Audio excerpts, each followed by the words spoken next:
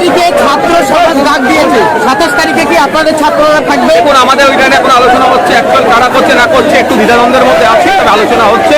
তবে আমি একটা কথাই বলবো, 27 তারিখ, 28 তারিখ, 26 তারিখ নয়, যে কোনো শান্তিপূর্ণ প্রতিবাদের পক্ষে আমি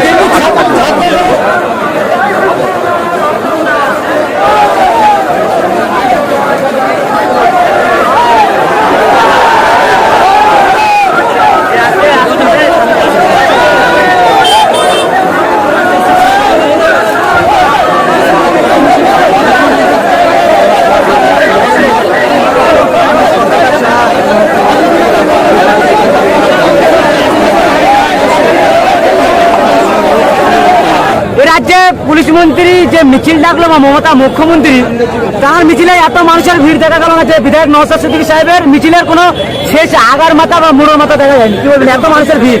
এসেছে না বিরিয়ানির প্যাকেট, না 500 টাকা, না ধমকি চমকে নিয়ে আসা হয়েছে, কিছু হয়নি। সকাল থেকে খাওয়া দেওয়া ছিল 6 লাইনে শওকত মোল্লার নেতৃত্বে। শওকত মোল্লা নিজে হাতে রেঁধে খাওয়ালো। খাওয়ার পরে শওকত মোল্লার পিছনে থেকে মানুষ উঠে গেল, বিধায়ক নওশাদ সিদ্দিকীর পিছনে মানুষের যে ঢাল, কি বলবে? কোথায় খাওয়াচ্ছে আমি জানি না, এই ধরনের আমার কাছে খবর নাই। কি খাওয়া দিচ্ছিল? বিলম্বিত করার জন্য, এই মিছিলকে আটকানোর জন্য এই ধরনের অপকর্ম করাকে ধিক্কার নিন্দা জানাই। কারণ সরকার সাহেবের বাড়িতেও মহিলা সদস্য আছে, আমাদের বাড়িতেও প্রত্যেকের মহিলা সদস্য আছে।